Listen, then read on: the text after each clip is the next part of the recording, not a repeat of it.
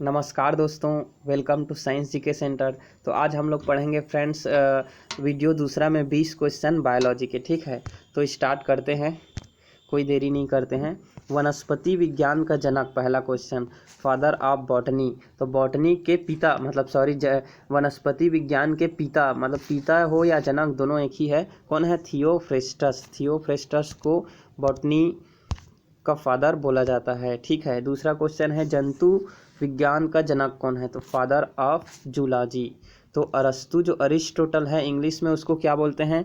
जंतु विज्ञान के जनक बोलते हैं। तो आपको काइंड इन्फॉर्मेशन के लिए बता देता हूँ कि जो अरिस्टोटल है, अरस्तु, ये बायोलॉजी का भी जनक है। ठीक है, जो बायोलॉजी है ना, जीव विज्ञान, उसका भी इसको फादर बोला जाता है। ठीक है, नेक्स्ट देखते हैं, तीसरा नंबर, श्वसन एवं उत्सर्जन किस प्रकार का उपापचय क्रिया है? तो उपापचय मतलब होता है मेटाबॉलिज्म। तो शरीर में जितना भी केमिकल रिएक्शन होता है, रासायनिक क्रिया, वो सभी उपापचय कहलाता है, मेटाबॉलिज्म। तो ये दो प्रकार का होता है, कैटाबॉलिज्म और एनाबॉलिज्म। ठीक है, तो श्वसन और उत्सर्जन क्या होता है? कैटाबॉलिज्म मतलब अपचय क्रिया। ठीक है, इसको समझते हैं। तो इसमें क्या होता है, जो बड़ा अणु रहता है किसी भी पदार्थ का, वो टूट टूट कर क्या हो जाता है, छोटा छोटा अणु बन जाता है। तो क्या कहलाता है? कैटाबॉलिज्म कहलाता है, अपचय। ठीक है, फॉर एग्जांपल जैसे ग्लाइकोजन एक प्रकार का कार्बोहाइड्रेट है। ठीक है, जो ग्लूकोज से बना है। तो ग्लाइकोजन से ग्लूकोज का बनना, ठीक है, ग्लाइकोजन से ग्लूकोज का छोटा छोटा बनना मतलब टूटना क्या है? अपचय है, कैटाबॉलिज्म है। ठीक है, अब यही ग्लूकोज भी पायरुविक एसिड से में टूटता है। ठीक है, इसमें 6 कार्बन होते हैं ग्लूकोज में, और पायरुविक एसिड में 3 कार्बन होते हैं। ठीक है, तो पायरुविक एसिड में भी टूट जाता है, आखिर टूटने का काम हो रहा है। तो ये क्या है? कैटाबॉलिज्म है। ठीक है, तो इसका एक ट्रिक है, जैसे कैटाबॉलिज्म में कैट लिखा है। ठीक है, तो कैट को आप क्या समझ सकते हैं? कट। ठीक है, तो कैट कट, कैट कट, तो कैट से कट करना मतलब छोटा करना। तो विनाशात्मक या डिस्ट्रक्टिव जो क्रिया है, श्वसन और उत्सर्जन, वो क्या है? एनाबॉलिज्म है, अपचय है। ठीक है, फिर देखते हैं नेक्स्ट क्वेश्चन, चौथा नंबर का, पोषण मतलब न्यूट्रिशन किस प्रकार का उपापचय है?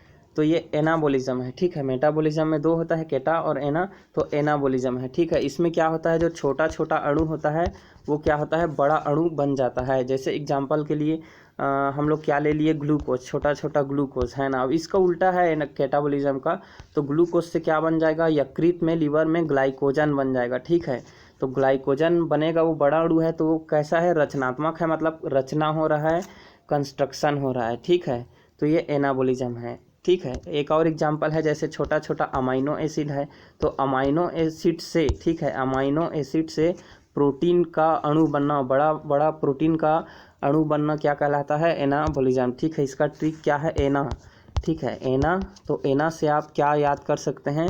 एना से एड। ठीक है, एड, तो कोई भी चीज़ जब ऐड होता है तो वो बड़ा हो जाता है, तो एना से ऐड। ठीक है, इसका एक ट्रिक है, आप इसको याद रखना। नेक्स्ट है, वर्गीकी का पिता कौन है? ठीक है, फादर ऑफ टेक्सोनॉमी। ठीक है, तो वर्गीकी मतलब जैसे छोटे जीव को मोनेरा में बांट दिए, बिना क्लोरोफिल वाले को फंजाई बोल दिए, और इंसान जैसे हम लोग को एनिमल बोल दिए, और एक होता है जिसमें क्लोरोफिल रहता है, वो हरित लवा को प्लांट बोल दिए, मतलब पौधा है ना। तो इस प्रकार का वर्गीकरण करने वाले को क्या कहा जाता है? वर्गीकी। ठीक है, वर्गीकी का पिता, टेक्सोनॉमी। तो कैरोलस लीनियस या कार्ल लीनियस नाम का जो साइंटिस्ट है, वो है फादर ऑफ टेक्सोनॉमी, वर्गीकी का मतलब वर्गीकरण का पिता। ठीक है, तो फ्रेंड्स ये कार्ल लीनियस तो इसका पिता है, लेकिन कार्ल लैंड स्टेनर, ठीक है, कार्ल के साथ अगर लैंड स्टेनर जोड़ दिए तो ये ब्लड ग्रुप को खोजने वाला बन जाएगा। ठीक है, तो कार्ल लीनियस क्या है?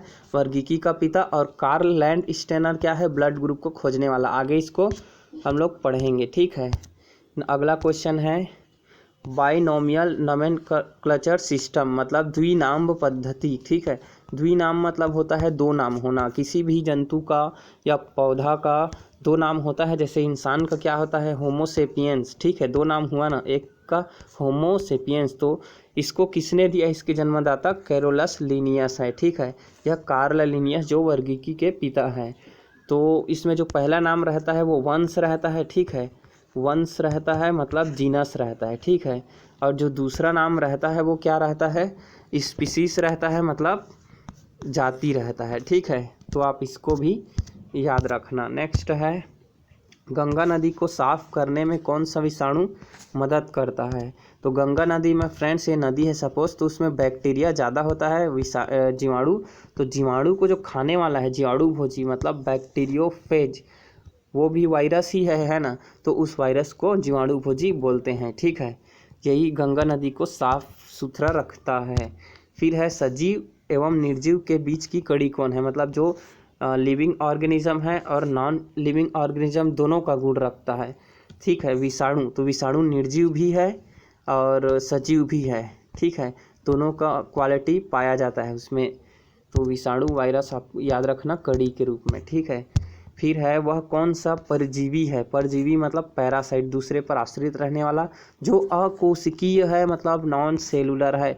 मतलब वो जीव तो है लेकिन कोशिका उसको नहीं बोल सकते, सेल उसको नहीं बोल सकते, ठीक है।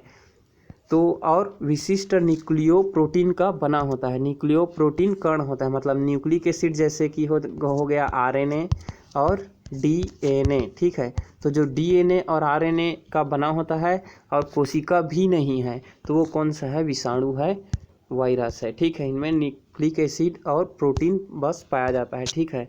तो विषाणु किसके बने होते हैं, न्यूक्लियो प्रोटीन के। तो ये न्यूक्लिक एसिड रहता है ना, आरएनए या डीएनए, उसके बाहर क्या पाया जाता है, प्रोटीन का आवरण पाया जाता है, कैप्सूल पाया जाता है, ठीक है।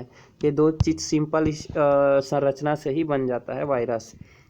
फिर वायरस का ब्राह्मा आवरण मतलब बाहरी जो है ना, आउटर जो लेयर रहता है वो किसका बना होता है। तो ये वायरस का जो आउटर लेयर है वो प्रोटीन का बना होता है ना, ठीक है। न्यूक्लियो प्रोटीन का तो रहता है वायरस। तो किस वैज्ञानिक ने यह सिद्ध किया कि हृदय की गति की तरह, ठीक है, हृदय की गति की तरह पौधों में भी स्पंदन, मतलब जैसे हमारे में दिल धड़कता है वैसे उनमें भी कुछ धड़कता है, पल्सेशन होता है, ठीक है। और उसके कारण क्या होता है, रस ऊपर जाता है, पानी ऊपर जाता है, पौधों में रसारोहण होता है, एसेंस ऑफ सेफ होता है। तो जगदीश चंद्र बोस ने ये चीज़ बताया है, जो इंडिया के साइंटिस्ट हैं, ठीक है। ऐसे रोग संक्रामक कारक, ठीक है, एक ऐसा बताना है जो रोग फैलाता है और वो क्या रहता है, केवल प्रोटीन का बना होता है, ठीक है। तो वो क्या कहलाता है, प्रियॉन कहलाता है, ठीक है, प्रियॉन। जैसे समझते हैं ये वायरस है, जो आरएनए है बीच में और बाहर में प्रोटीन है, ठीक है।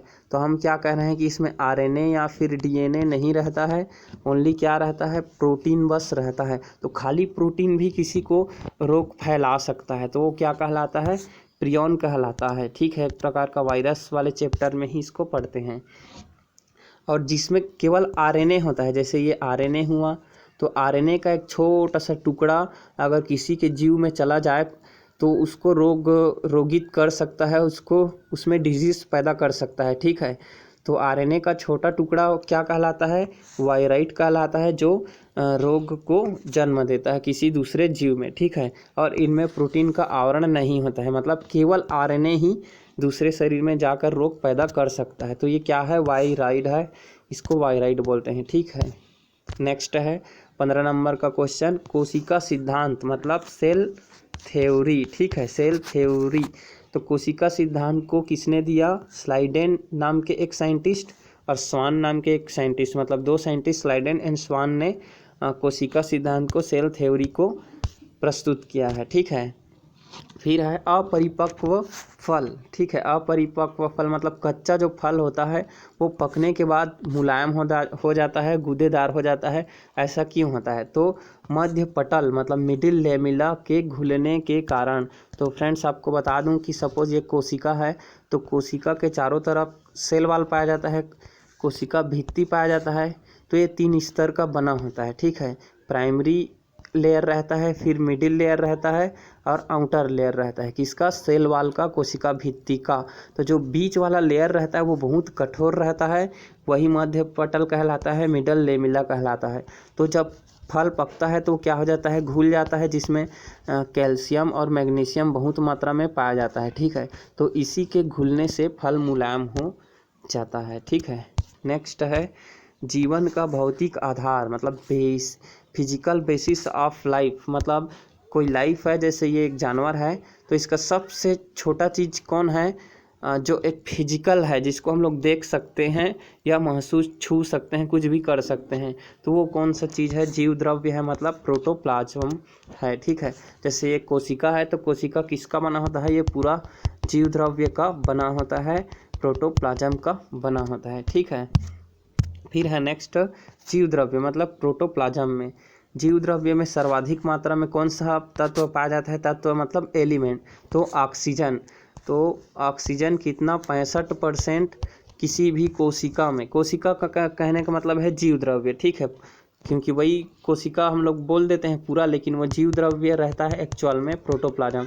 तो सबसे ज़्यादा 65% ऑक्सीजन पाया जाता है और दूसरा नंबर में कार्बन पाया जाता है 18%। ठीक है, तो ये ग्लूकोज के रूप में रहता है, ग्लूकोज प्रोटीन के रूप में, ठीक है, वसा के रूप में।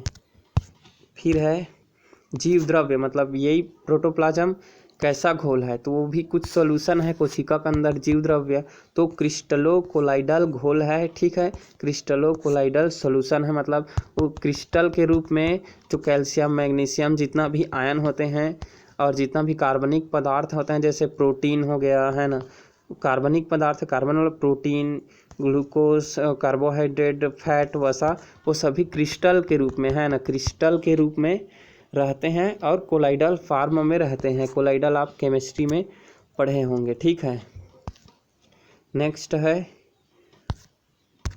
20वां लास्ट क्वेश्चन, दो कोशिकाओं के बीच के पदार्थों का आवागमन किसके माध्यम से होता है। सपोज ये कोशिका है, ये दूसरा कोशिका है, तो इनमें का मटेरियल इसमें जाएगा और इसमें का इसमें आएगा, तो किसके द्वारा जाता आता है। तो फ्रेंड्स दो कोशिका है जैसे, तो बीच में एक लेने देने का एक ब्रिज रहता है आपस में पदार्थों को, जिसको बोलते हैं प्लाज्मोडस्मेटा मतलब जीव द्रव तंतु। ठीक है, जीव द्रव तंतु। ठीक है, प्लाज्मोडस्मेटा बोलते हैं, जो एंडोप्लाज्मिक रेटिकुलम का ही बना रहता है। ठीक है, तो कोशिका के बीच में, ठीक है, एंडोप्लाज्मिक रेटिकुलम का बना प्लाज्मोडस्मेटा होता है। ठीक है, तो फ्रेंड्स ये 20 क्वेश्चन हो गए, 20 क्वेश्चन इस वीडियो में, इसके बाद हम लोग कवर करेंगे, फिर 20-20 का चलेंगे, उसके बाद 50 वाला भी बनाएंगे। तो अगर आपने मेरा चैनल सब्सक्राइब नहीं किया है तो सब्सक्राइब कर लेना, कमेंट करके बताना वीडियो कैसा बना है और लाइक शेयर ज़रूर करना फ्रेंड्स, और वीडियो को देखते रहना, अगला वीडियो जल्दी ही आएगा। ठीक है, तो मिलते हैं नेक्स्ट वीडियो में, बाय।